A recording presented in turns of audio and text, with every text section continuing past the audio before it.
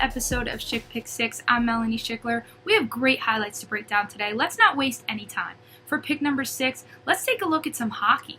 That's something we haven't talked about in a very long time. We're just 2 days away from the start of the regular season, and the Hudson rivalry between the Rangers and the Devils is officially back. The Devils had the first draft pick, and the Rangers had the second. But not only that, each team made huge offseason acquisitions. Let's take a look at those. For the Devils, they added former Norris Trophy defenseman PK Subban, they signed Wayne Simmons from the Flyers, who provides an incredible net front presence, and they signed Nikita Gusev from overseas, who will elevate the game with his speed. For the Rangers, they signed defenseman Jacob Trouba and all-star Artemi Panarin from the Blue Jackets. He's now the highest-paid winger in the league, and I'm sure he'll prove why when he leads the team in points and goals. The Devils and Rangers have really struggled the past few years, but this season should look a whole lot different between the two. The Rangers kick off their season Thursday night and the Devils Friday night. But be sure to catch the first game in the entire league Wednesday night at 7 between the Ottawa Senators and Toronto Maple Leafs. As one season starts, another one has to end. Pick number 5 is the end of the MLB regular season. Teams played their final game yesterday, and here's what we're looking at going into the playoffs.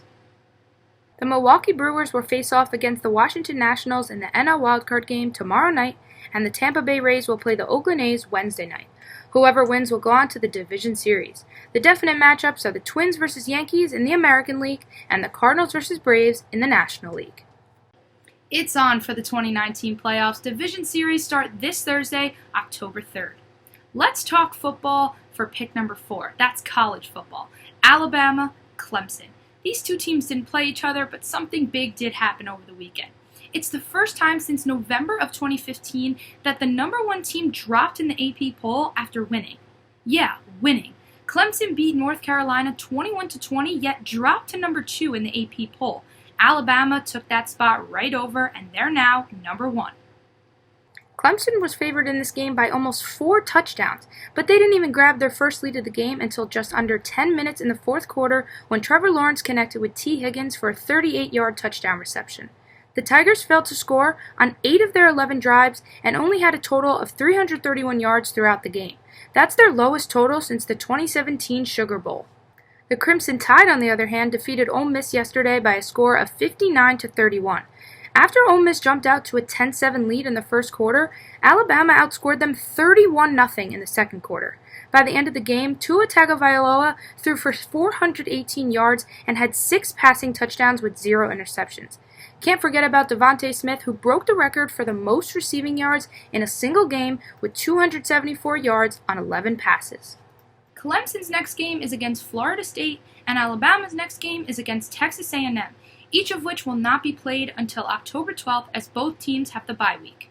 For picks number 3 and 2, we head over to NFL teams that entered Week 4 undefeated, the Los Angeles Rams and the Kansas City Chiefs.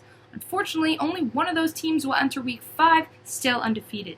The Los Angeles Rams came up just short against the Buccaneers 55-40 on home field. With 95 combined points, it clearly was all about the offense, but the Rams just could not produce a running game. Jameis Winston threw for 385 yards and 4 touchdowns. Chris Godwin had a stellar performance in this one. Out of 14 looks, he had 12 receptions for 172 yards, including 2 touchdowns. Goff actually had more passing yards with 517, but it was the rushing game that made the difference. The Rams could not produce sufficient rushing yards, ending the game with only 28. Goff had 61 passing attempts while Winston only had 41. Hats off to the Bucs for stopping Gurley and the Rams and getting a victory in that one. On to the Chiefs, who had a close one yesterday against the Detroit Lions. Patrick Mahomes did not play his best game.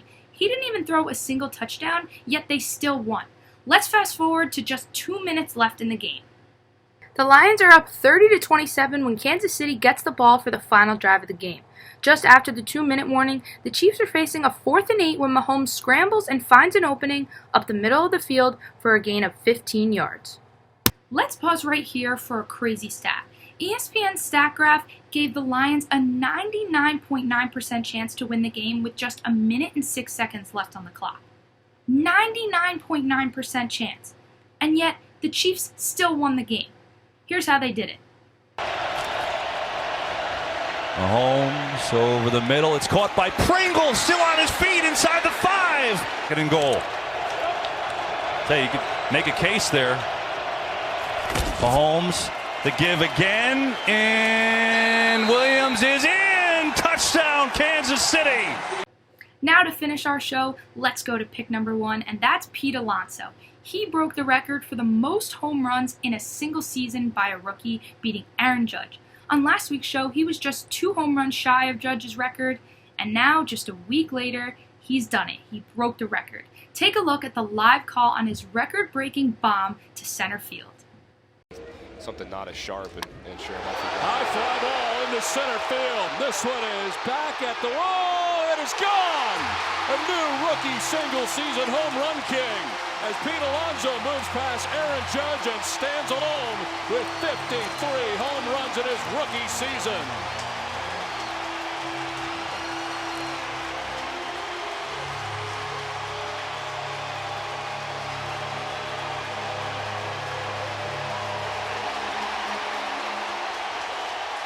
What a way to get it done at Citi Field in front of a home crowd. I saw this picture on Instagram and it could not be more accurate. Congratulations to Pete, and I'm sure this is just the beginning of a historic career. Thanks so much for tuning into episode 20 of Schick Pick 6. Coming up next week, we'll have more football, playoff baseball,